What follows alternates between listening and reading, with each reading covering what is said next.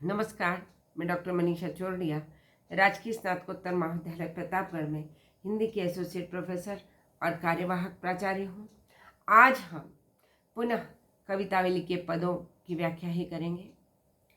पुरते निकसी रघुबीर बधु, पुरते निकसी रघुबीर बरु धर दिय दये मग में दगद्वे, जल की भरी भान कनी जग की, पुट सूख गए मधुराधर वे। फिर बूझती है चलनो अब कैत के, पर्ण कुटी कर हो कितवे, तिय की लखिया तुरता पिय की अखियां अतिचारु चली चलो। कवितावली के अध्याकांड से लिया गया यह पद वनगमन प्रसंग से संबद्ध है। इसमें सीता के द्वारा नगर से बाहर गमन करने का वर्णन है। पुर नगर, निकसी निकली, रघुवीर वधु सीता, धीर धैर्य, मग रास्ता, डग कदम, द्वे दो, भली भाल पूरे मस्तक पर, जल कनी पसीने की बूंदे, बूझती पूछती, कैतिक कितनी, कित है कहाँ पर, तिय स्त्री पत्नी, सीता लखी देखकर, चार सुंदर, च्वे चली बहने लगी। प्रस्तुत पंक्तियों में तुलसीदास जी ने सीता की मन स्थिति का वर्णन किया है। तुलसीदास जी कहते हैं कि रामचंद्र जी ने पत्नी सीता को साथ लेकर वो निकले हैं, तो जो सीता है वो बाहर निकली है और अत्यंत ही धैर्य के साथ रास्ते पर अभी 2 ही कदम चली है, अर्थात थोड़ा रास्ता ही तय किया था कि उनके मस्तक पर पसीने की 2 बूंदें छलकने लगी। वह पूछती हैं कि अब कितनी दूर और चलना है तथा पर्णकुटी कहाँ है, बताइए।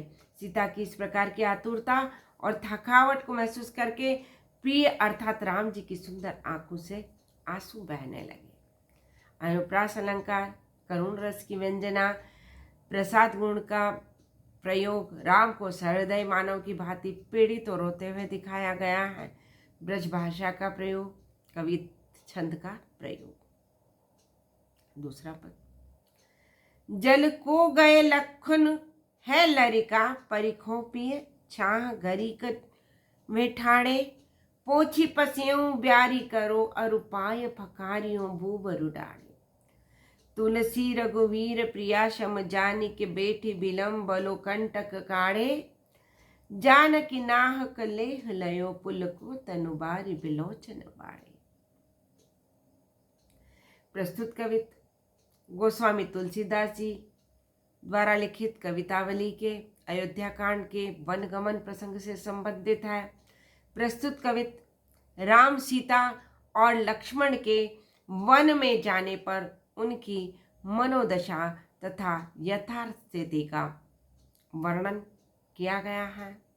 लखन, लक्ष्मण, लरिका, बालक, परिखो, बाट देखो, घरिक घड़ी एक, कुछ समय तक, पसेऊ पसीना, बयारी हवा, अरु और पखारी हो, धोना भूभरी धूल, डाढ़े जले हुए, कंटक कांटे, नाह नाथ, विलोचन आंखें, बारी जल। तुलसीदास जी उक्त कवित्त में सीता के संवाद को अभिव्यक्त करते हुए कहते हैं कि सीता जी रामचंद्र जी से कहती है कि हे प्रियतम, लक्ष्मण जी अभी बालक हैं और वे जल लेने गए हैं, इसलिए छांव में खड़े होकर थोड़ी देर उनकी प्रतीक्षा कर लीजिए। आप भी थक गए हैं, इसलिए पसीना पोंछकर हवा करूं तथा गर्म धूलि के कारण जलते हुए पैरों को धो दूं।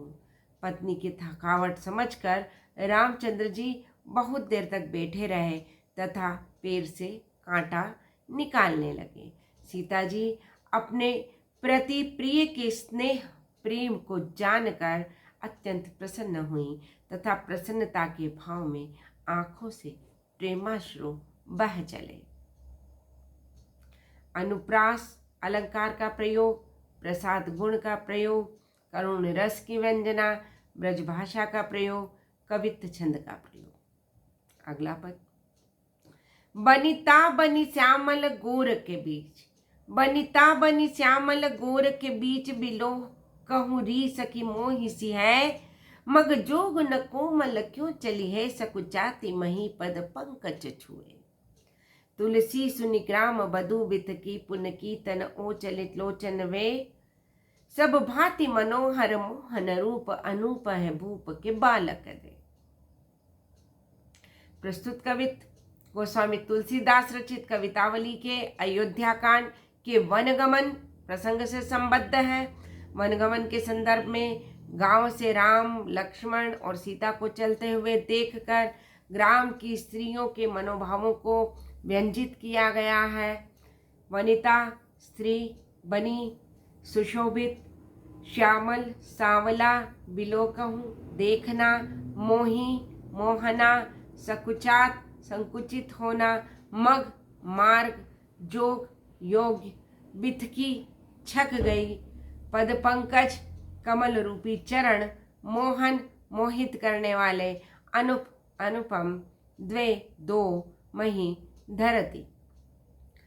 तुलसीदास जी उक्त कवित्व में ग्राम स्त्रियों के संवाद को अभिव्यक्त करते हुए कहते हैं कि एक स्त्री अपने स्त्री से कह रही है कि है सखी, सांवले और गोरे वर्ण वालों के बीच में जो स्त्री सुशोभित हो रही है उसे अच्छी तरह देखो, वह आकर्षित कर रही है। ऐसी सुंदर स्त्री ऐसे कठिन मार्ग पर चलने योग्य नहीं है तथा अत्यंत कोमल है, ये कैसे चलेगी?